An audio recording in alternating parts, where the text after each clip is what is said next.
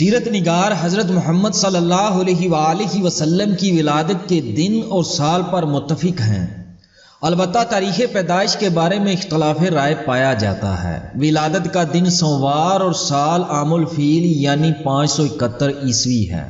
معروف سیرت نگاروں اور مورخین کے مطابق حضور نبی کریم صلی اللہ علیہ وآلہ وسلم کی تاریخ پیدائش 12 ربیع الاول ہے۔ مصر کے مشہور حیت دان اور ریاضی کے عالم محمود پاشا فلکی اور مورخ سلمان منصور پوری کی تحقیق کے مطابق پیغمبر انسانیت صلی اللہ علیہ وآلہ وسلم کی تاریخ پیدائش 9 ربیع الاول تھی، کیونکہ سوموار کا دن 9 ربیع الاول کو تھا، جبکہ علماء شیعہ کی اکثریت نے 17 ربیع الاول تحریر کی ہے۔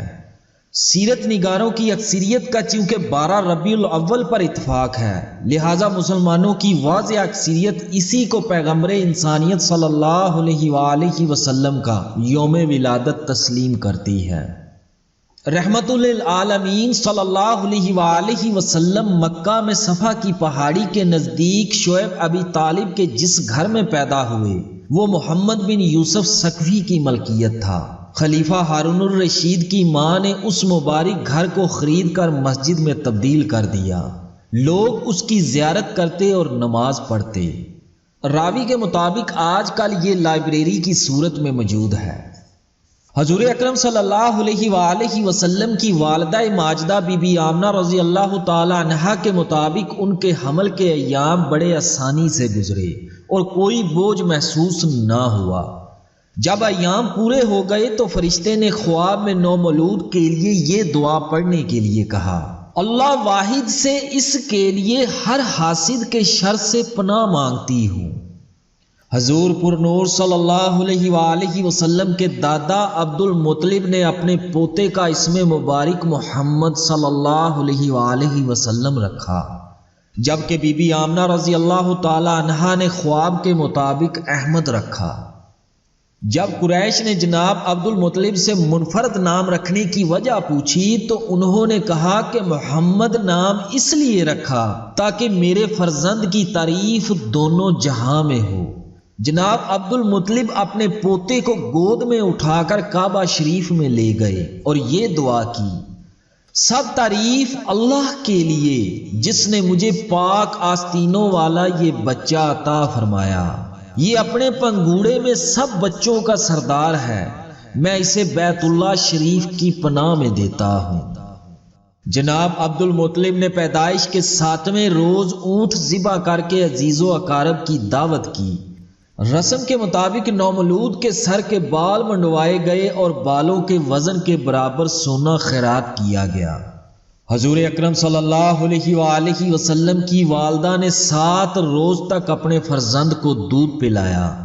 اس کے بعد آپ صلی اللہ علیہ وآلہ وسلم کے تایا ابو لہب کی کنیز صوبیہ نے آپ صلی اللہ علیہ وآلہ وسلم کو دودھ پلایا اور دیکھ بھال کی۔ اس خدمت کے صلے میں حضور صلی اللہ علیہ وآلہ وسلم جوان ہونے کے بعد صوبیہ سے حسن سلوک فرماتے رہے۔ آپ صلی اللہ علیہ وآلہ وسلم مدینہ سے بھی صوبیہ کے لیے کپڑے اور خرچہ بھیجا کرتے تھے۔ ناظرین گرامی، صوبیہ خاتون کے بارے میں بعض علماء اکرام کا خیال ہے کہ انہوں نے اسلام قبول نہیں کیا تھا، مگر بعض آپ کو صحابیات میں شمار کرتے ہیں، واللہ عالم بالصواب۔ مگر دوستو، جس ہستی کو انہوں نے دودھ پلایا وہ ہستی کائنات کی سب سے معتبر ہستی ہے۔ بس اسی بات پر اکتفا کرتا ہوں کہ اللہ کے راز اللہ ہی جانتا ہے۔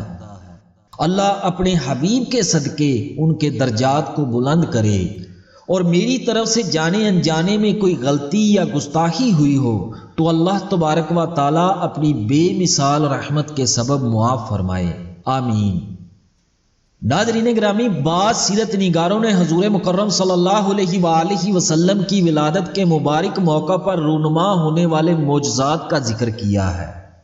بحیرہ ساوا یعنی تبریہ خشک ہو گیا، کسریٰ نے اپنی حکومت کی بربادی کا خواب دیکھا، ایران میں زلزلہ آیا جس سے قصر شاہی کے کنگورے گر گئے، صدیوں سے جلتا آتش کدا بجھ گیا، ایک جھیل سوکھ گئی، صحرا میں ایک ندی نمودار ہو گئی، ایک گمنام شاعر کا یہ شعر ان معجزات کو یوں بیان کرتا ہے: گمسم تھی دو جہاں کی حقیقت میرے بغیر، گمسم تھی دو جہاں کی حقیقت میرے بغیر، میں آ گیا تو ارض و سما بولنے لگے۔ ابن کثیر رحمۃ اللہ علیہ حضرت ابن عباس رضی اللہ تعالیٰ عنہ سے روایت بیان کرتے ہیں کہ رسول مکرم صلی اللہ علیہ وآلہ وسلم کی ولادت 20 سوموار کے دن، بعثت 20 سوموار کے دن، مکہ سے ہجرت 20 سوموار کے دن، مدینہ میں تشریف آوری 20 سوموار کے دن اور رحلت 20 سوموار کے دن ہوئی۔ اللہ تبارک و تعالیٰ نے اپنے نبی صلی اللہ علیہ وآلہ وسلم کو یتیم اور غریب پیدا کیا۔ نبوت کا منصب ہمیشہ غربا کو ہی ملتا رہا۔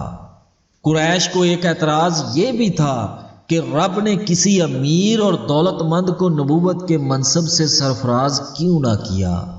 ارشاد ربانی ہے، اور اللہ نے تم کو غریب پایا اور پھر غنی کر دیا۔ حضرت عبداللہ بن عباس رضی اللہ تعالیٰ عنہ سے روایت ہے، رسول اللہ صلی اللہ علیہ وآلہ وسلم نے فرمایا، اللہ تبارک و تعالیٰ نے خلق کی تخلیق فرمائی تو مجھے سب سے اچھے گروہ میں رکھا، پھر قبائل کو چنا تو مجھے سب سے اچھے قبیلے میں رکھا، پھر گھرانوں کو چنا تو مجھے سب سے اچھے گھرانے میں رکھا، لہٰذا میں اپنی ذات کے اعتبار سے بھی سب سے اچھا ہوں اور اپنے گھرانے کے اعتبار سے بھی سب سے ممتاز ہوں۔ عرب میں رواج تھا کہ نومولود بچوں کو بدوی عورتوں کے سپرد کر دیا جاتا تھا تاکہ بچہ صحرا کی کھلی اور صاف ہوا میں پرورش پائے، نیز اس کی زبان فصیح اور جسم مضبوط ہو، نیز وہ اس قابل ہو جائے کہ مصائب و تکالیف کا صبر و تحمل سے مقابلہ کر سکے۔ آپ صلی اللہ علیہ وآلہ وسلم کی ولادت باسعادت کے موقع پر بھی چند بدوی عورتیں بچوں کو گود لینے کے لیے مکہ آئیں۔ قبیلہ بنو سعد کی حلیمہ سعدیہ رضی اللہ تعالی عنہا کی گدی چونکہ کمزور تھی لہٰذا وہ تاخیر سے پہنچی۔ اس دوران بدوی عورتوں نے امیروں کے بچوں کو گود لے لیا تھا۔ رسول خدا صلی اللہ علیہ وآلہ وسلم کو یتیمی کی وجہ سے کسی نے گود نہ لیا تو حلیمہ سعدیہ رضی اللہ تعالی عنہا نے آپ صلی اللہ علیہ وآلہ وسلم کو گود لے لیا۔ حضرت آمنہ رضی اللہ تعالی عنہا نے حضرت محمد صلی اللہ علیہ وآلہ وسلم کو بی بی حلیمہ کے سپرد کرتے وقت اشعار پڑھے جن کا ترجمہ یہ ہے: میں خدائے ذوالجلال سے پناہ مانگتی ہوں اس برائی سے جو پہاڑوں کے اوپر سے گزرتی ہے، تاکہ میں اس بچے کو حلال روزی کا حامل دیکھوں اور اپنے قرابت داروں کے ساتھ نیکی کرتا پاؤں اور دوسرے عوام الناس کے ساتھ بھی۔ حلیمہ سعدیہ رضی اللہ تعالی عنہا کہتی ہیں، جب میں نے نبی مکرم صلی اللہ علیہ وآلہ وسلم کو اپنے سینے سے لگایا تو میری چھاتیاں دودھ سے بھر گئیں۔ آپ صلی اللہ علیہ وآلہ وسلم نے خوب سیر ہو کر دودھ پیا۔ آپ صلی اللہ علیہ وآلہ وسلم کی برکت سے رضائی بھائی بھی شکم سیر ہوا۔ آپ صلی اللہ علیہ وآلہ وسلم صرف ایک جانب سے دودھ پیتے اور دوسری جانب اپنے بھائی کے لیے چھوڑ دیتے۔ گویا آپ صلی اللہ علیہ وآلہ وسلم نے بچپن ہی میں انصاف اور مساوات کا عملی مظاہرہ کیا۔ حلیمہ رضی اللہ تعالی عنہا کہتی ہیں کہ واپسی پر ان کی گدی بہت تیز دوڑی اور تمام بدوی عورتوں کے جانوروں کو پیچھے چھوڑ گئی۔ وہ حیران ہو کر پوچھنے لگی، کیا یہ وہی گدی ہے؟ حضور پر نور صلی اللہ علیہ وآلہ وسلم کی برکت سے قحط سالی کے باوجود حلیمہ سعدیہ رضی اللہ تعالی عنہا کی بکریاں جنگل سے پیٹ بھر کر آتی اور خوب دودھ دیتی تھیں۔ حلیمہ رضی اللہ تعالی عنہا نے عکاظ کے ایک سالانہ میلے میں شرکت کی۔ وہاں پر ایک یہودی فال گو نے آپ صلی اللہ علیہ وآلہ وسلم کو دیکھ کر شور مچا دیا، لوگوں آؤ اس بچے کو قتل کر دو ورنہ یہ بڑا ہو کر تم کو قتل کر دے گا۔ لوگوں نے حلیمہ بی بی سے پوچھا، کیا یہ یتیم ہے؟ حلیمہ رضی اللہ تعالی عنہا نے کہا نہیں، یہ میرا بچہ ہے اور اس کا باپ حارث یعنی حلیمہ کا خاوند ہے۔ یہودیوں نے کہا اگر یہ یتیم ہوتا تو ہم اسے قتل کر دیتے۔ ایک دن حضور نبی مکرم صلی اللہ علیہ وآلہ وسلم کی رضائی بہن شیمہ آپ صلی اللہ علیہ وآلہ وسلم کو گدگدا رہی تھی۔ آپ صلی اللہ علیہ وآلہ وسلم نے اس کے شانے پر اس زور سے کاٹا کہ اس کے جسم پر نشان پڑ گیا۔ ابن اسحاق کے مطابق حضور پر نور صلی اللہ علیہ وآلہ وسلم نے اپنے بچپن کا ایک واقعہ یوں بیان فرمایا کہ میں اپنے پدر بزرگوار حضرت ابراہیم علیہ السلام کی دعا اور حضرت عیسیٰ علیہ السلام کی بشارت ہوں۔ جب میری والدہ کو حمل ہوا تو انہوں نے دیکھا کہ ان کے اندر سے ایک ایسا نور نکلا جس کی روشنی میں انہیں ملک شام کے محل نظر آئے۔ قبیلہ بنو سعد بن بکر کی ایک عورت نے مجھے دودھ پلایا اور پرورش کی۔ ایک روز جب میں اپنے دودھ شریک بھائی کے ساتھ بکریاں چرا رہا تھا، دو آدمی سفید کپڑے پہنے ایک سونے کا تشت برف سے بھرا ہوا لے کر آئے۔ انہوں نے میرا سینہ چاک کیا اور میرے دل سے ایک سیاہ ٹکڑا نکال کر پھینک دیا، پھر میرے سینے اور دل کو برف سے دھویا یہاں تک کہ خوب پاک کر دیا۔ مورخین اس واقعہ کو شق الصدر کا نام دیتے ہیں جو 4 سال کی عمر میں پیش آیا۔ ایک اور روایت کے مطابق فرشتوں نے آپ صلی اللہ علیہ وآلہ وسلم کے دونوں شانوں کے درمیان مہر لگا دی۔ ایک روز حلیمہ رضی اللہ تعالی عنہا نبی مکرم صلی اللہ علیہ وآلہ وسلم کو دیکھنے اپنے گھر سے باہر نکلی۔ آپ صلی اللہ علیہ وآلہ وسلم اپنے رضائی بہن کے ساتھ دھوپ میں کھیل رہے تھے۔ حلیمہ سعدیہ نے کہا اتنی گرمی میں باہر کھیل رہے ہیں؟ رضائی بہن نے جواب دیا اماں جان میرے بھائی کو گرمی نہیں لگتی، میں نے دیکھا کہ ایک بادل آپ صلی اللہ علیہ وآلہ وسلم پر سایہ کیے رہتا ہے، جب آپ صلی اللہ علیہ وآلہ وسلم چلتے ہیں تو بادل بھی ساتھ چلتا ہے، جب آپ صلی اللہ علیہ وآلہ وسلم ٹھہر جاتے ہیں تو بادل بھی ٹھہر جاتا ہے۔ بی بی حلیمہ رضی اللہ تعالی عنہا کے مطابق آپ صلی اللہ علیہ وآلہ وسلم کی عادات پاکیزہ اور پسندیدہ تھیں۔ آپ صلی اللہ علیہ وآلہ وسلم نہ تو روتے تھے اور نہ ہی شرارت کرتے، فضول کاموں اور کھیلوں سے پرہیز کرتے تھے۔ جب آپ صلی اللہ علیہ وآلہ وسلم کی عمر مبارک 4 یا 5 سال کی ہوئی تو حلیمہ بی بی آپ صلی اللہ علیہ وآلہ وسلم کو والدہ کے پاس چھوڑنے مکہ روانہ ہوئیں۔ حضور اکرم صلی اللہ علیہ وآلہ وسلم کی والدہ اپنے لختے جگر کو تندرست اور توانا دیکھ کر بہت خوش ہوئیں اور آپ صلی اللہ علیہ وآلہ وسلم کو خوب لاڈ پیار کیا۔ حضور پر نور صلی اللہ علیہ وآلہ وسلم نے اپنے رضائی والدہ کا ہمیشہ بہت خیال رکھا۔ حضرت خدیجہ رضی اللہ تعالی عنہا سے نکاح کے بعد حلیمہ بی بی جب مکہ آئیں اور خشک سالی کی وجہ سے غربت کی شکایت کی تو آپ صلی اللہ علیہ وآلہ وسلم نے حضرت خدیجہ رضی اللہ تعالی عنہا سے امداد کی سفارش کی تو انہوں نے 20 بکریاں اور 1 اونٹ دے کر رخصت کیا۔ ابن سعد کے مطابق حلیمہ سعدیہ رضی اللہ تعالی عنہا یوم حنین کے موقع پر حضور اکرم صلی اللہ علیہ وآلہ وسلم کے پاس تشریف لائیں۔ آپ صلی اللہ علیہ وآلہ وسلم ان کو دیکھتے ہی اٹھ کھڑے ہوئے اور میری ماں پکارنے لگے۔ آپ صلی اللہ علیہ وآلہ وسلم نے اپنی چادر مبارک زمین پر بچھا دی اور اس پر اپنی رضائی ماں کو بٹھایا، ان کی بات بڑے غور سے سنی اور حاجت پوری کی۔ فتح مکہ کے موقع پر حلیمہ سعدیہ رضی اللہ تعالی عنہا کی بہن آپ صلی اللہ علیہ وآلہ وسلم کی خدمت میں حاضر ہوئیں۔ آپ صلی اللہ علیہ وآلہ وسلم نے اپنے رضائی ماں کے بارے میں دریافت کیا۔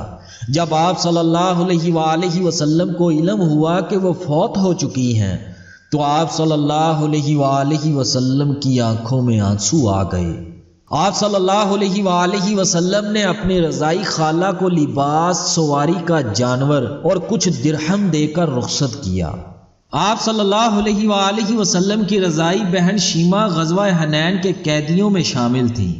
جب آپ صلی اللہ علیہ وآلہ وسلم کی خدمت میں حاضر ہوئیں تو آپ صلی اللہ علیہ وآلہ وسلم نے اس کی عزت کے لیے اپنی چادر بچھا دی اور اسے اپنے ہاں قیام کرنے کی پیشکش کی۔ شیما نے اسلام قبول کر لیا اور اپنی قوم کے پاس جانے کی خواہش کی۔ آپ صلی اللہ علیہ وآلہ وسلم نے اپنی رضائی بہن کو غلام، لونڈی اور بکریاں دے کر رخصت کیا اور اس کی وجہ سے بنو سعد کے قیدیوں کو رہا کر دیا۔ قرآن پاک میں اللہ تبارک و تعالیٰ نے ارشاد فرمایا، اور ہم نے انسان کو تاکید کی کہ وہ اپنے ماں باپ کے ساتھ نیکی کرے۔ اس ماں نے اس کو تکلیف کے ساتھ پیٹ میں رکھا اور تکلیف کے ساتھ جنا۔ پیٹ میں رکھنا اور دودھ پلا کر چھڑانا 30 مہینے ہے، یعنی بڑا عرصہ ہے۔ ایک صحابی رضی اللہ تعالی عنہ نے نبی مکرم صلی اللہ علیہ وآلہ وسلم سے دریافت کیا، یا رسول اللہ صلی اللہ علیہ وآلہ وسلم، سب سے زیادہ میرے حسن سلوک کا مستحق کون ہے؟ نبی مکرم صلی اللہ علیہ وآلہ وسلم نے فرمایا، تیری ماں۔ پھر پوچھا، اس کے بعد کون؟ آپ صلی اللہ علیہ وآلہ وسلم نے فرمایا، تیری ماں۔ آپ صلی اللہ علیہ وآلہ وسلم نے 3 بار یہی جواب دیا۔ چوتھی بار صحابی رسول صلی اللہ علیہ وآلہ وسلم نے دوبارہ پوچھا تو آپ صلی اللہ علیہ وآلہ وسلم نے فرمایا، تیرا باپ۔ حضرت ابو ہریرہ رضی اللہ تعالیٰ عنہ کی روایت کے مطابق حضور پر نور صلی اللہ علیہ وآلہ وسلم نے فرمایا، اس شخص کی ناک خاک آلود ہو۔ پھر فرمایا، اس کی ناک خاک آلود ہو۔ پھر فرمایا، اس کی ناک خاک آلود ہو۔ صحابہ رضی اللہ عنہم نے عرض کیا، یا رسول اللہ صلی اللہ علیہ وآلہ وسلم، کس کی؟ آپ صلی اللہ علیہ وآلہ وسلم نے فرمایا، جس نے اپنے والدین میں سے ایک کو یا دونوں کو بڑھاپے میں پایا اور پھر ان کی خدمت کر کے جنت میں داخل نہ ہوا۔ آپ صلی اللہ علیہ وآلہ وسلم کی والدہ نے اپنے لال کی تربیت بڑی محبت اور شفقت سے کی۔ جب آپ صلی اللہ علیہ وآلہ وسلم گھر آتے، والدہ آپ صلی اللہ علیہ وآلہ وسلم کے ہاتھ پاؤں دھوتی اور کھانا کھلاتی۔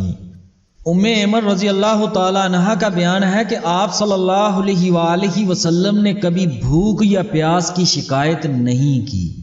آپ صلی اللہ علیہ وآلہ وسلم صبح آب زمزم نوش فرما لیتے اور پھر سارا دن کوئی چیز طلب نہ فرماتے۔ اکثر ایسا ہوتا کہ ناشتہ تیار کر کے سامنے رکھ دیا جاتا، مگر آپ صلی اللہ علیہ وآلہ وسلم فرما دیتے کہ مجھے طلب نہیں ہے۔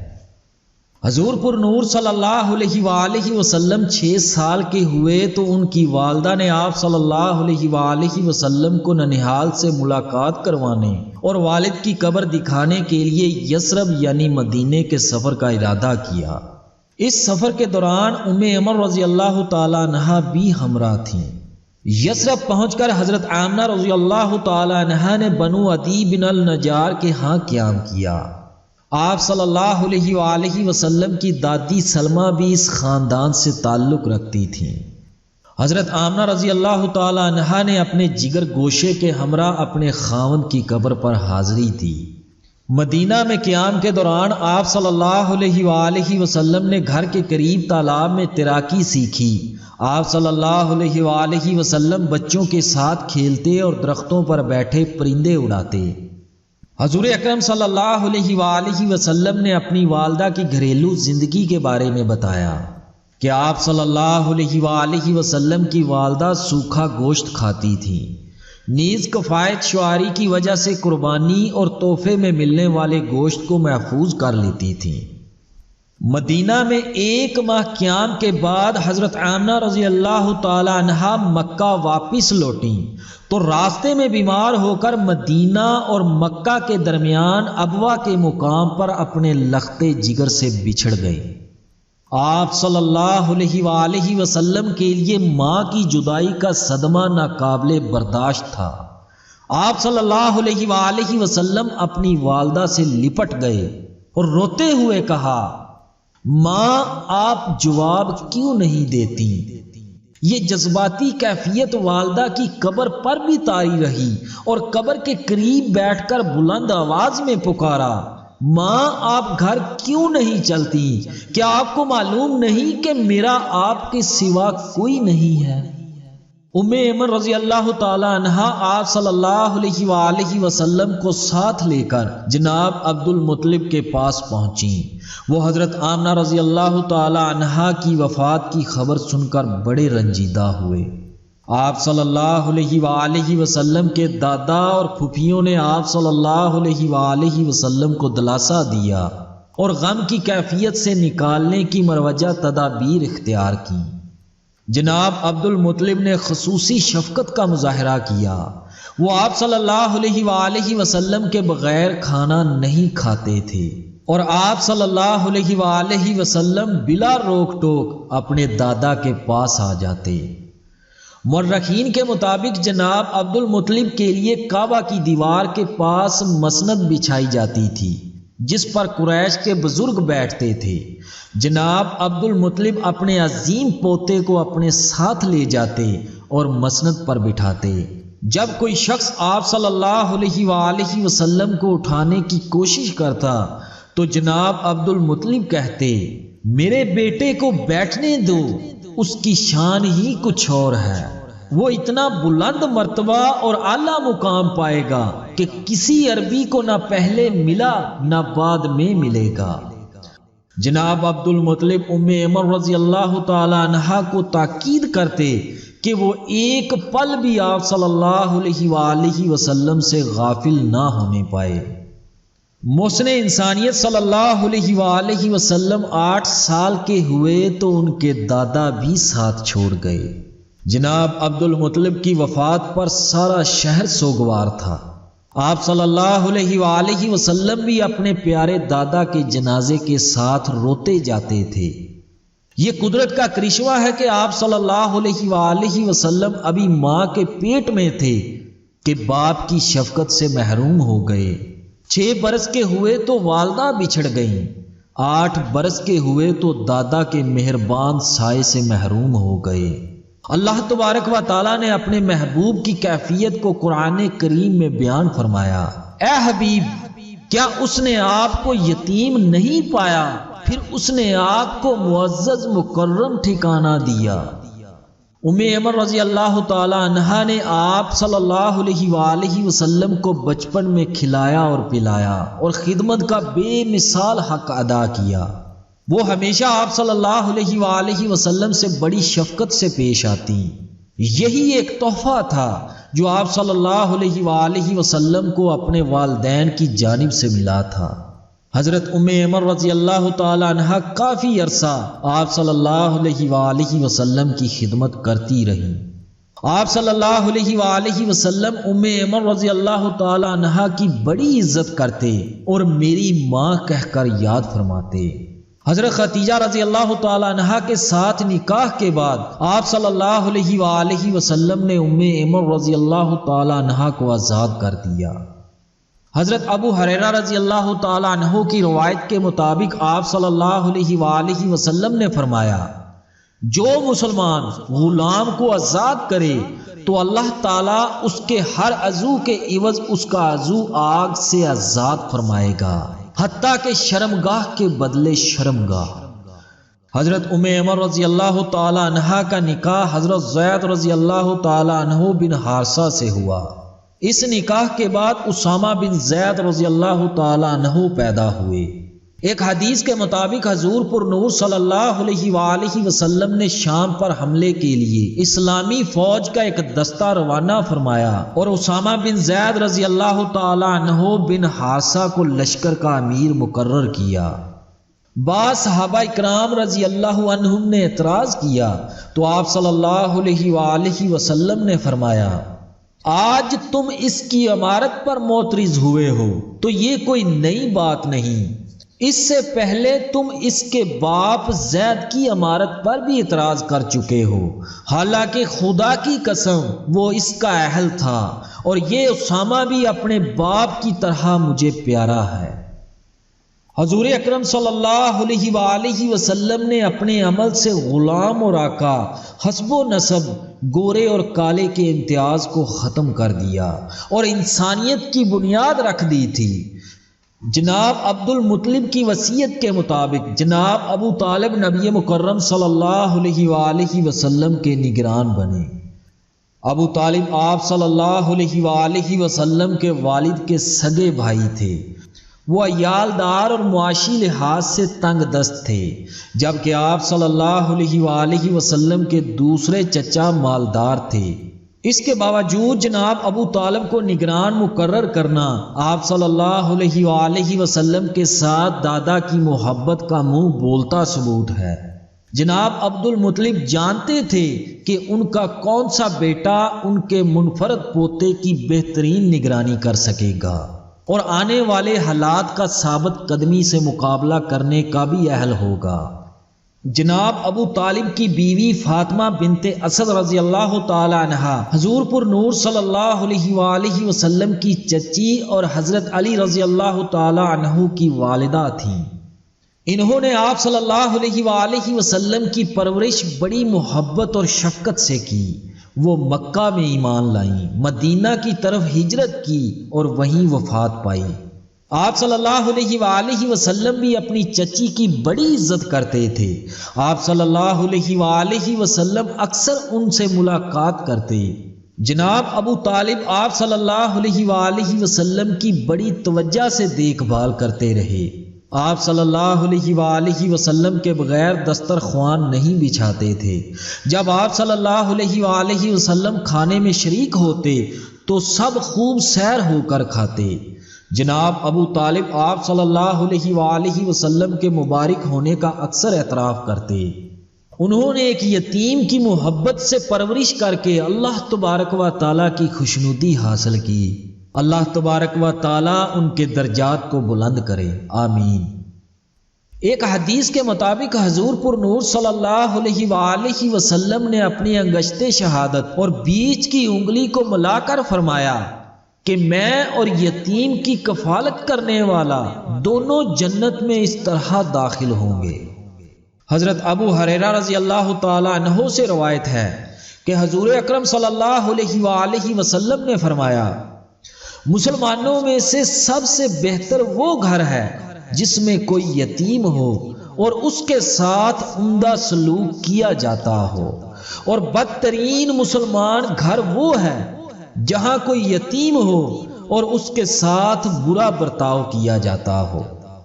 قرآن کریم میں رب تعالیٰ نے ارشاد فرمایا، ماں باپ، قرابت والوں، یتیموں اور رشتہ داروں، ہمسایوں اور اجنبی ہمسایوں اور قریبی رفقا اور مسافروں اور جو لوگ تمہارے قبضے میں ہوں سب کے ساتھ احسان کرو۔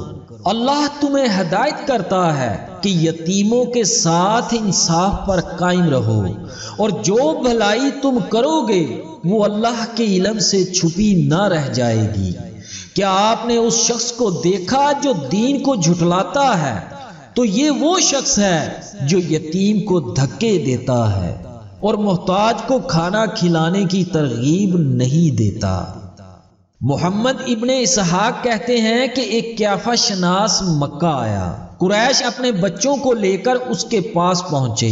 جناب ابو طالب بھی حضور نبی کریم صلی اللہ علیہ وآلہ وسلم سمیت اپنے بچوں کو قیافہ شناس کے پاس لائے تاکہ بچوں کے مستقبل کے بارے میں دریافت کریں۔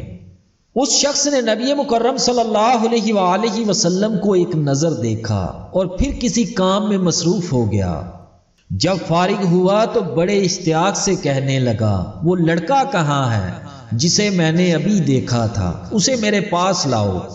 وہ لڑکا ہونہار معلوم ہوتا ہے۔ جناب ابو طالب نے قیافہ شناس کے اشتیاق کو دیکھ کر آپ صلی اللہ علیہ وآلہ وسلم کو چھپا لیا اور گھر واپس لے آئے۔ جناب ابو طالب نے تجارت کی غرض سے شام کے سفر کا ارادہ کیا تو آپ صلی اللہ علیہ وآلہ وسلم نے اپنے چچا سے کہا، آخر آپ مجھے کس کے حوالے کر کے سفر پر جا رہے ہیں؟ میرے ابا جان میری دیکھ بھال کے لیے اس دنیا میں نہیں رہے اور نہ ہی میری والدہ اس دنیا میں زندہ ہیں۔ جناب ابو طالب نے بھتیجے کا اصرار دیکھا تو انہیں اپنے ساتھ قافلے میں شامل کر لیا۔ جب یہ قافلہ شام کی سرحد پر بصرہ پہنچا تو بحیرہ نامی ایک راہب نے اس قافلے کے شرکا کو دیکھ کر انہیں کھانے کی دعوت دی۔ حالانکہ پہلے بھی قافلے یہاں سے گزرتے تھے، مگر علم نصرانیت کے ماہر بحیرہ نے کبھی دعوت کا اہتمام نہ کیا تھا۔ بحیرہ نے دیکھا کہ اس قافلے میں ایک ایسا شخص بھی شامل ہے جس پر بادل سایہ کرتا ہے، اور جب آپ صلی اللہ علیہ وآلہ وسلم جگہ کی قلت کی وجہ سے درخت سے ذرا ہٹ کر تشریف فرما ہوئے تو درخت کی ٹہنیاں جھک کر سایہ کرنے لگیں۔ دعوت شروع ہوئی تو بحیرہ کو سید البشر صلی اللہ علیہ وآلہ وسلم نظر نہ آئے۔ اس نے پوچھا، آپ کے قافلے کا ایک بشر موجود نہیں؟ قریش نے کہا، ایک نوعمر بچہ سامان کی نگرانی کے لیے چھوڑ آئے ہیں۔ بحیرہ کے اصرار پر آپ صلی اللہ علیہ وآلہ وسلم کو بھی دعوت میں شریک کیا گیا۔ بحیرہ بڑے غور سے آپ صلی اللہ علیہ وآلہ وسلم کو دیکھتا رہا۔ جب دعوت ختم ہوئی تو بحیرہ نے آپ صلی اللہ علیہ وآلہ وسلم سے لات و عزا کا نام لے کر مخاطب ہوا۔ آپ صلی اللہ علیہ وآلہ وسلم نے فرمایا، مجھے لات اور عزا کا واسطہ نہ دو، کیونکہ میرا ان سے کوئی تعلق نہیں۔ جب بحیرہ نے حضور نبی کریم صلی اللہ علیہ وآلہ وسلم کے بارے میں تمام معلومات حاصل کر لی تو اس نے پیشن گوئی کی کہ آپ صلی اللہ علیہ وآلہ وسلم نبوت سے سرفراز ہوں گے۔ بحیرہ نے جناب ابو طالب کو مشورہ دیا کہ وہ آپ صلی اللہ علیہ وآلہ وسلم کو مکہ واپس لے جائیں تاکہ آپ صلی اللہ علیہ وآلہ وسلم یہودیوں سے محفوظ رہیں۔ بحیرہ عرب کا معروف راہب تھا جس کی باتوں پر اعتبار کیا جاتا تھا، لہذا جناب ابو طالب آپ صلی اللہ علیہ وآلہ وسلم کو مکہ واپس لے آئے۔ آپ صلی اللہ علیہ وآلہ وسلم کی شخصیت جناب ابو طالب کے گھرانے کے لیے بڑی بابرکت ثابت ہوئی۔ اگرچہ ان کی معاشی حالت کمزور تھی، اس کے باوجود گھر کا نظم و نسق عزت و آبرو کے ساتھ چلتا رہا۔ حضور اکرم صلی اللہ علیہ وآلہ وسلم نے لڑکپن کا زمانہ بھی بڑی آبرومندی کے ساتھ گزارا اور اپنے چچا سے کبھی کوئی فرمائش نہ کی۔ آپ صلی اللہ علیہ وآلہ وسلم بھیڑوں کا دودھ پی کر گزارا کرتے۔